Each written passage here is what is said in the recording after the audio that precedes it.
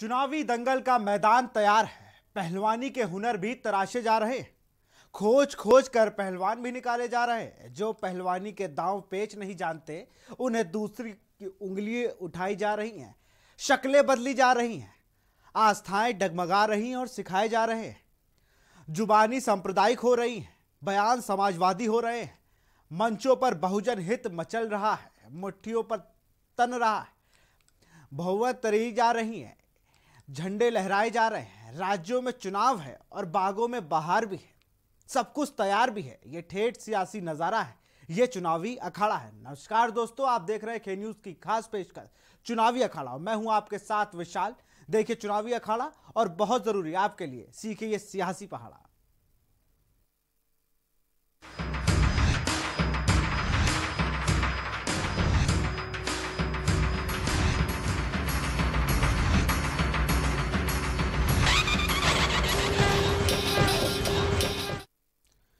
UP विधानसभा चुनाव से पहले सभी राजनीतिक दल बड़े बड़े दावे और वादे कर रहे हैं। इन सभी राजनीतिक पार्टियों की घोषणा सुनने के बाद ऐसा लग रहा है कि 2022 विधानसभा चुनाव के बाद असल मायनों में यूपी में रामराज आ जाएगा।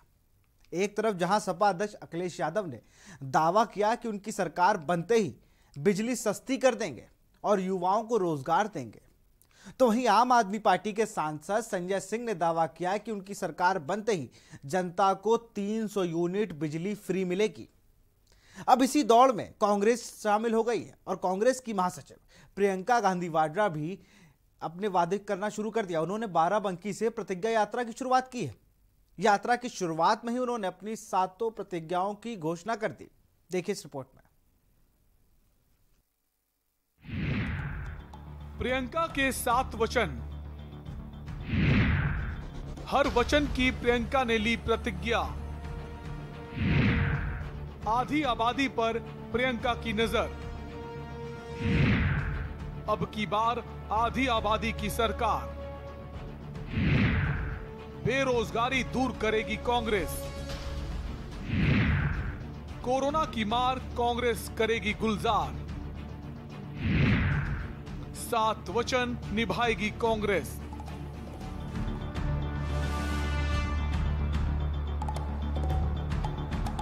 यूपी विधानसभा चुनाव से पहले कांग्रेस महासचिव प्रियंका गांधी ने 7 बड़े ऐलान किए हैं। प्रियंका गांधी ने बाराबंकी में कांग्रेस की प्रतिज्ञा यात्रा को हरी झंडी दिखाने के बाद वायदा किया कि यूपी सरकार में आने के बाद कांग्रेस किसानों का कर्ज माफ करेगी। इसके अलावा बिजली बिल माफ होंगे और लड़कियों को स्कूटी और मोबाइल फोन्स दिए जाएंगे। प्रियंका गांधी ने प्रतिज्ञा यात्रा को हरी झंडी दिखाते हुए खुद ही बताया आखिर उनकी क्या 7 प्रतिज्ञाएं हैं।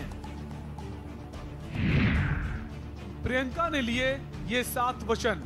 पहला वचन, टिकटों में महिलाओं की 40% हिस्सेदारी।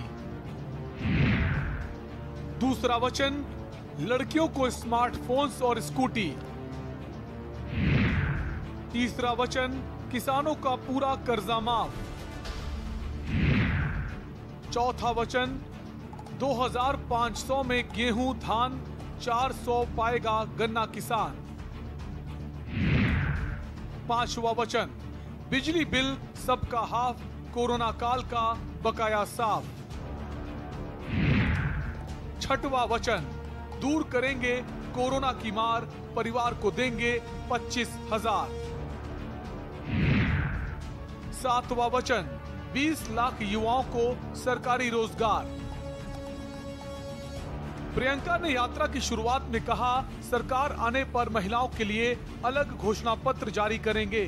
हमारी सरकार आने पर 12वीं पास छात्राओं को स्मार्टफोन और स्नातक छात्राओं को स्कूटी देंगे। हम किसानों के सारे कर्ज माफ करेंगे। हमने पहले 72,000 करोड़ के कर्ज माफ करके दिखाए हैं। प्रियंका ने कहा कि किसान आज त्रस्त है। मोदी सरकार के मंत्री के बेटे ने किसानों को मार दिया। सरकार ने आज तक मंत्री को नहीं हटाया। हम आज की यात्रा के जरिए लोगों तक अपनी प्रतिज्ञा पहुंचाने का काम करेंगे। तो हमारी पहली प्रतिज्ञा, टिकटों में महिलाओं को 40% हिस्सेदारी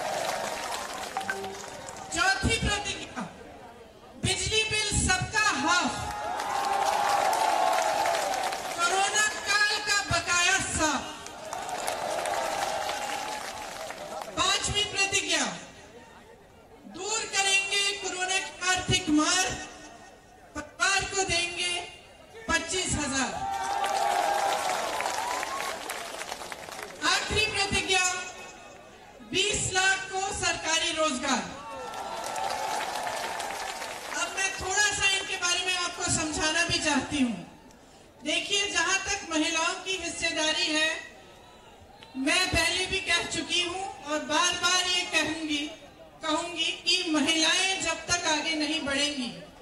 जब तक राजनीति में पूरी तरह से महिलाओं की भागीदारी नहीं होगी। वैसे तो कार्यक्रम था प्रतिज्ञा यात्रा का, लेकिन प्रियंका गांधी इस यात्रा को कुछ दूसरे अंदाज में ही पेश करने जा रही थी और उनको मौका भी मिला। प्रियंका गांधी ने प्रतिज्ञा यात्रा के दौरान खेत में मौजूद महिलाओं के साथ खाना भी खाया, वो भी अलग अंदाज में। आप खुद देख लीजिए ये तस्वीरें, किस तरह पराठा, गुड़ और सलाद का स्वाद ले रही हैं प्रियंका गांधी। माइक दे दो। ए अम्मा मेरा माइक दे दे। माइक दे दो। मोना जी माइक हटवाइए, माइक हटवाइए, मुंह से माइक हटवाइए। कांग्रेस को इसी संजीवनी की तलाश पिछले 20 सालों से थी, जो आखिरकार अब मिली है। जनता के बीच अगर आप रहेंगे तो जनता नफरत करते हुए भी आपको नकारेगी नहीं, क्योंकि यूपी की जनता जमीनी नेता की तलाश करती है, ना कि हवा हवाई। हालांकि प्रियंका ने आधी आबादी की जो नब्ज पकड़ी है, ये उसका मास्टर स्ट्रोक हो सकता है, क्योंकि बीजेपी भी आधी आबादी की नब्ज पर हाथ रखकर केंद्र और राज्य में सत्ता का सुख भोग रही है। इलेक्शन डेस्क के न्यूज इंडिया।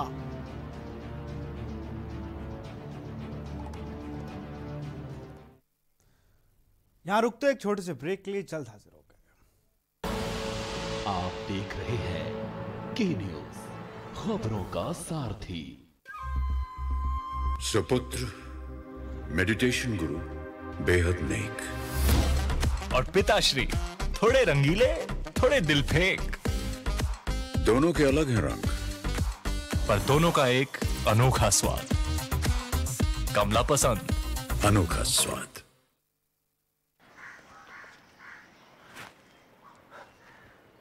हेलो, मैं धनराज, दिल्ली गवर्नमेंट स्कूल का स्टूडेंट। जब दिल्ली गवर्नमेंट की तरफ से मुझे विशाल सर एज मेंटोर मिले तो मैंने सोचा इस मेंटोरशिप से कुछ होगा, लेकिन सर हुआ। मुझे ना साइंटिस्ट बनना है, लेकिन इसके लिए कहाँ जाऊँ, किससे पूछूँ, कहाँ अप्लाई करूँ, ये सारे सवाल मेरे सामने खड़े थे। साथ ही खड़े थे पापा अपनी उम्मीद लेकर कि मैं उनके जैसा कोई सेफ सा जॉब पकड़कर जल्दी जल्दी सेटल हो जाऊं। और बस इन परिस्थितियों में मैंने अपने साइंटिस्ट बनने के सपने को दबा दिया। लेकिन जब मैंने अपने मेंटोर विशाल सर से बात करना शुरू किया तो एक कॉन्फिडेंस मिला। उनके गाइडेंस से मेरे अंदर फिर से साइंटिस्ट बनने की उम्मीद जगी। मुझे रास्ते मिले और विशाल सर ने सिर्फ मुझे ही नहीं, मेरे पापा के अंदर भी उम्मीद जगाई कि उनका बेटा एक दिन साइंटिस्ट जरूर बनेगा। थैंक यू विशाल सर, मेरे मेंटोर बनने के लिए। दिल्ली के सरकारी स्कूल तो शानदार हो गए, नतीजे भी बहुत अच्छे आने लगे हैं, पर अब इन बच्चों को बड़े भाई की जरूरत है, बड़ी बहन की जरूरत है, इन्हें आपकी जरूरत है। आप किसी बच्चे के मेंटर बनेंगे? बस रोज 10 मिनट एक बच्चे से आपको फोन पे बात करनी है, उसे गाइड करना है। याद रखिए, आप केवल एक बच्चे के भविष्य को नहीं संवार रहे, आप देश का भविष्य बना रहे हैं। दिल्ली गवर्नमेंट के मेंटरशिप इनिशिएटिव देश के मेंटर से जुड़ने के लिए 750004 पर मिस्ड कॉल दें।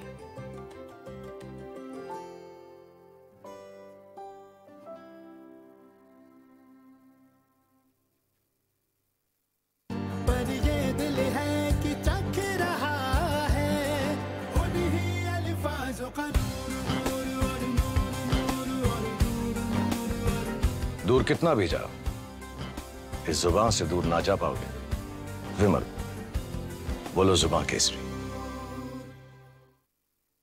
और खुशबू में झूम के भाई लेके आए गोल्डी मसाले। गोल्डी मसाले, खुशबू और स्वाद ऐसा तो रिश्तों में गुस्सा कैसा। आप देख रहे हैं के न्यूज, खबरों का सारथी। ब्रेक के बाद आपका स्वागत है। बात अगर वादों की करें तो घोषणा पत्र का जिक्र करना जरूरी है। आइए एक नजर डालते हैं 2012 की जंग।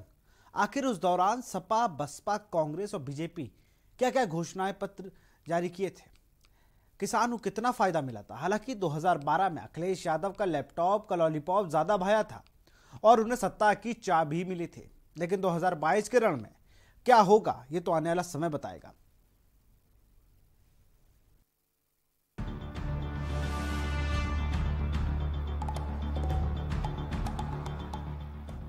अगर घोषणा पत्र की हो रही हो तो बात कर लेते हैं 2012 के घोषणा पत्र की।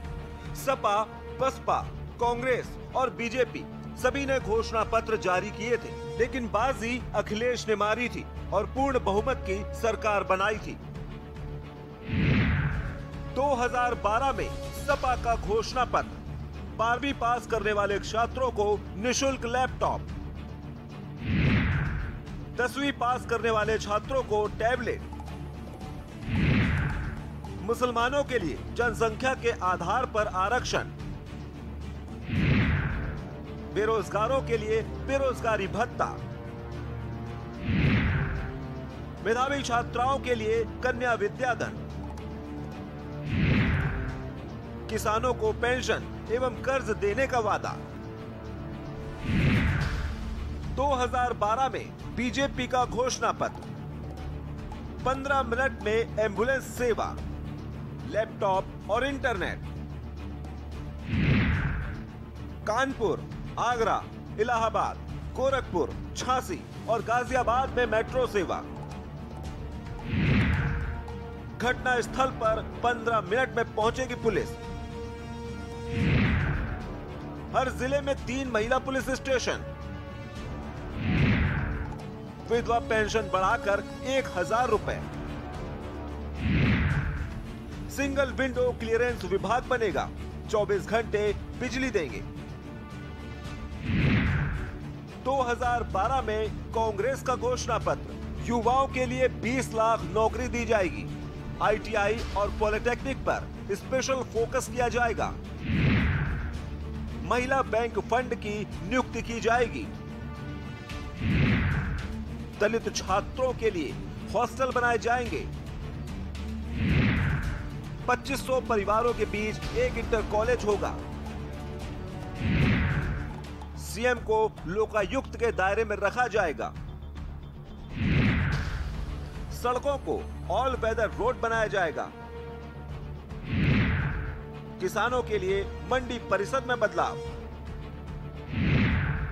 किसानों को खास लोन भी दिया जाएगा, पूरे राज्य में एम्बुलेंस का नेटवर्क होगा। तो ये था 2012 का घोषणा पत्र, जिसमें सभी दलों ने कुछ ना कुछ अलग घोषणा की, लेकिन जनता ने 2012 में अखिलेश यादव पर भरोसा जताया था और सत्ता पर बैठाया था। अब देखने वाली बात होगी कि 2022 के रण में जनता किस पर भरोसा करती है। इलेक्शन डेस्क के न्यूज इंडिया।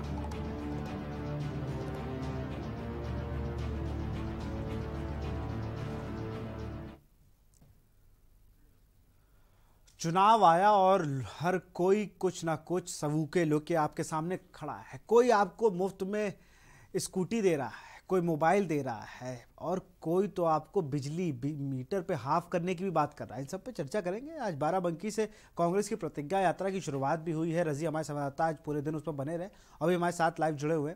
रजी, एक नया अंदाज जो लगभग कांग्रेस में 27 साल पहले देखा गया हो, या 27 और 5 साढ़े 31 साल की अगर बात की जाए, उसमें कोई नेता ऐसा नहीं आया जिसने आज जैसे काम कर रहे थे। लोकसभा चुनाव की बात नहीं करूंगा, उत्तर प्रदेश के चुनाव में इतना मन लगा के पहली बार कोई कांग्रेस का प्रभारी चुनाव लड़ रहा है।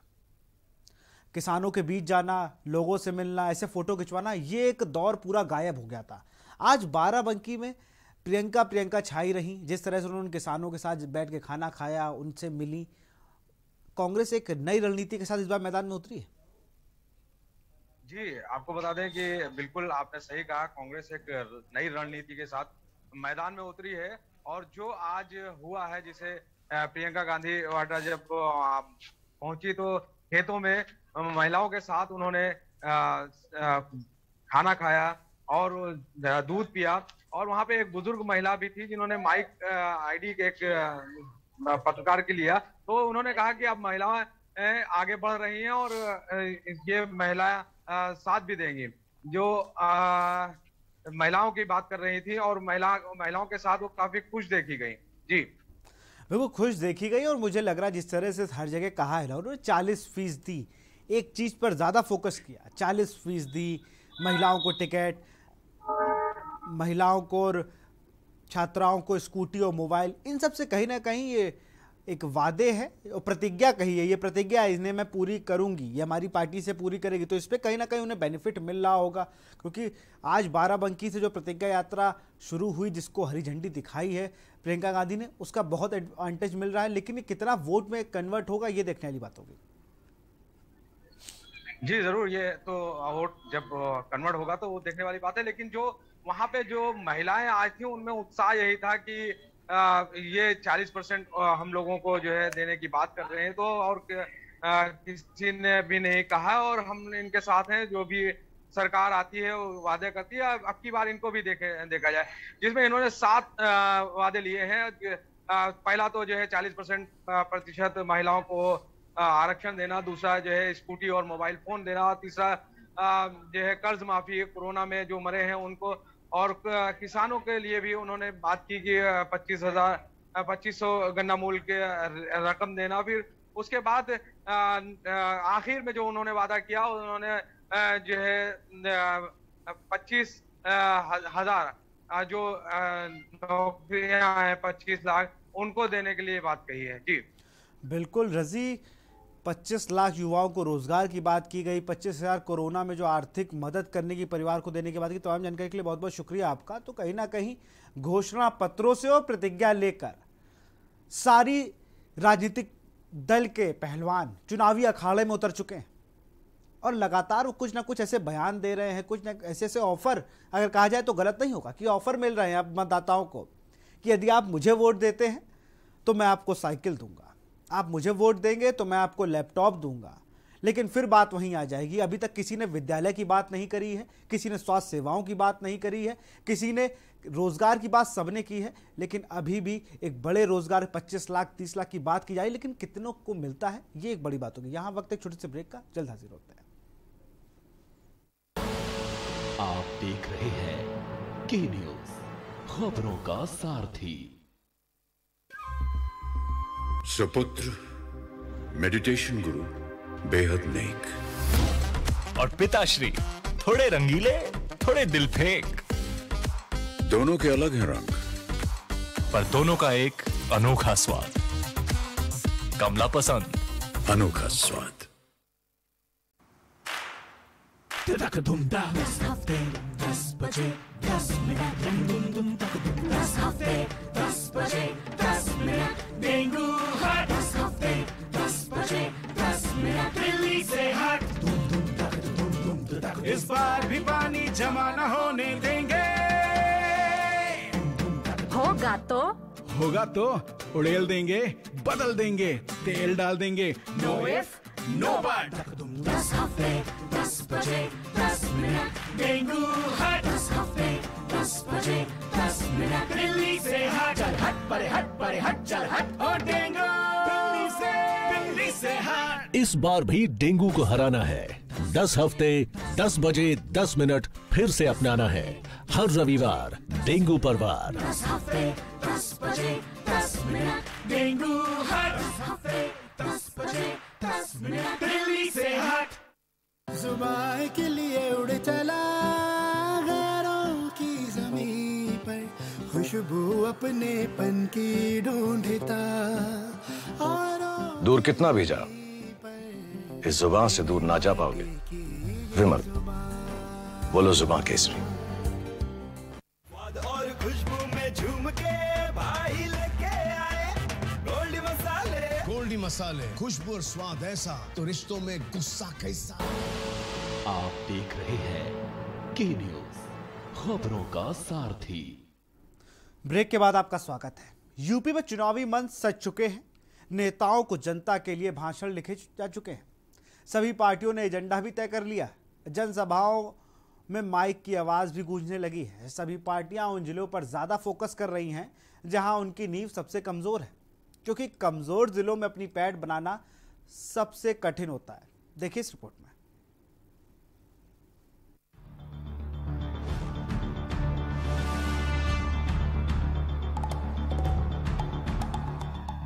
उत्तर प्रदेश चुनाव होने में अब कुछ ही महीने बचे हैं। ऐसे में सभी पॉलिटिकल पार्टियां जनता को साधने में जुट गई हैं। सभी राजनीतिक दलों का एजेंडा तय हो गया है। कोई किसानों की बात कर रहा है तो कोई महंगाई का मुद्दा बनाए बैठा है, कोई रोजगार को लेकर हमलावर है। हर कोई किसी न किसी मुद्दे पर चुनाव मैदान में उतर चुका है और इस बार इन सभी मुद्दों के बीच जो सबसे ज्यादा मुद्दा सुनाई दे रहा है वह है हिंदुत्व का। सूबे के मुखिया योगी आदित्यनाथ 3 जिलों अंबेडकर नगर, सुल्तानपुर और वाराणसी के दौरे पर हैं। सीएम योगी के अंबेडकर नगर और सुल्तानपुर जिले के दौरे को इसलिए भी खास माना जा रहा है क्योंकि सुल्तानपुर की इसौली और अंबेडकर नगर की अकबरपुर विधानसभा सीट पर बीजेपी आज तक जीत दर्ज नहीं कर पाई है। ऐसे में सीएम योगी का ये दौरा और यहाँ हुई जनसभा और भी महत्वपूर्ण हो जाती है। उत्तर प्रदेश के मुख्यमंत्री योगी आदित्यनाथ अंबेडकर नगर पहुंचे, जहां उन्होंने 334.24 करोड़ रुपए की लागत की 99 विकास परियोजनाओं का लोकार्पण और शिलान्यास किया। इस दौरान सीएम योगी ने कहा कि पिछले 4.5 वर्षों में अलग अलग धर्मों, जातियों को मानने वाले लोग स्वतंत्रता पूर्वक अपने त्योहार मनाते हैं। हर त्योहार बहुत शांतिपूर्ण ढंग से मनाया जाता है। पहले तो होली, दिवाली, रामनवमी और जन्माष्टमी पर कर्फ्यू लगाया जाता था। कर्फ्यू लग जाता था। विजयादशमी आती थी, दुर्गा पूजा आती थी, कर्फ्यू लग जाता था। दीपावली आती थी, कर्फ्यू लग जाता था। जन्माष्टमी आती थी, फिर कर्फ्यू लग जाता था। और कोई पर्व और त्योहार शांतिपूर्ण ढंग से नहीं मना पाता था। लेकिन भाइयों बहनों, आपने देखा होगा 2017 के बाद प्रदेश में कर्फ्यू की बात तो बहुत दूर है। प्रदेश में कोई दंगाई सिर उठाने का दुस्साहस भी नहीं कर सकता।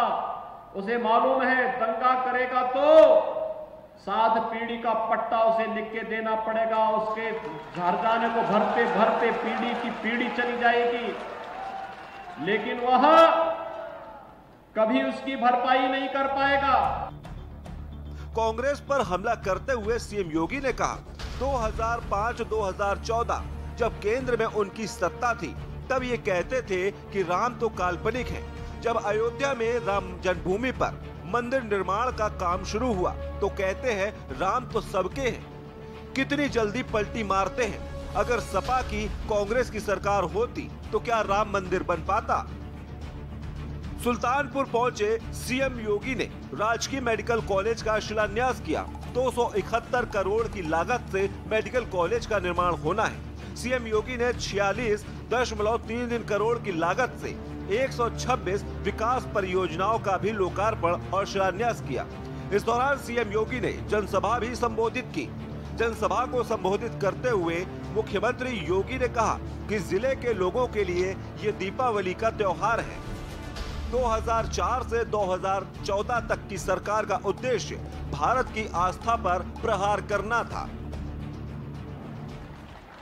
भाइयों बहनों, जनपद सुल्तानपुर पूर्वांचल एक्सप्रेस वे का सर्वाधिक लाभ लेने वाला जनपदों में से है और लगभग 107 kilometre Purvanchal express way Sultanpur जनपद से होकर के जा रहा है।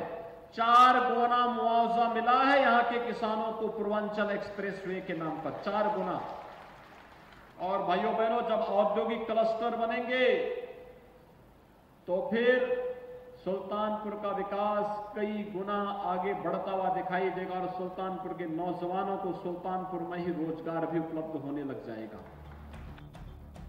2009 के बाद तो केवल घोटाले हुए। एक परिवार दिल्ली में तो एक लखनऊ में जनता के पैसों का लाभ लेता था, पर अब प्रदेश में विकास हो रहा है।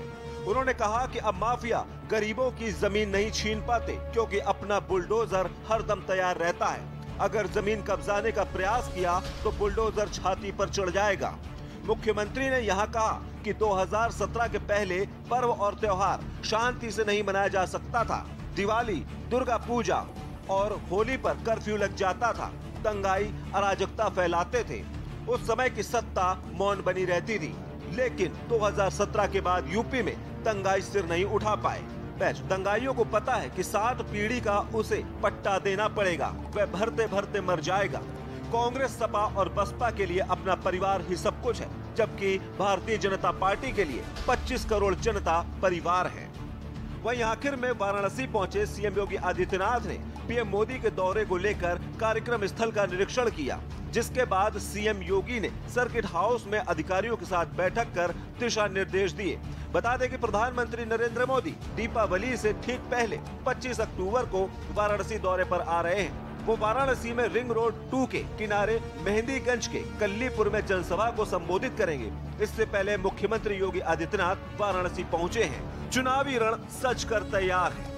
ऐसे में हिंदुत्व का मुद्दा खासा गर्म है। सभी पार्टियां विकास योजनाओं और किसने कितना काम किया, सभी पार्टियां विकास योजनाओं किसने कितना काम किया को दरकिनार करते हुए हिंदू वोट पर फोकस कर रही हैं, क्योंकि हिंदू वोटरों को एकजुट करना बहुत जरूरी है।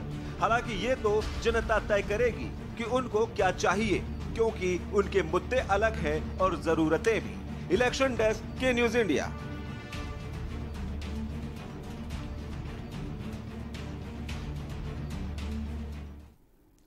देखने वाली बात यह होगी कि कौन सी पार्टी का वो पहलवान है जो दूसरी पार्टी के एक दांव में ही चित हो जाएगा या कर देगा। इन सब पर हम लोग रोज आपके सामने एक नई कहानी लेकर पेश होंगे, लेकिन फिलहाल चुनावी अखाड़े में आज इतना ही।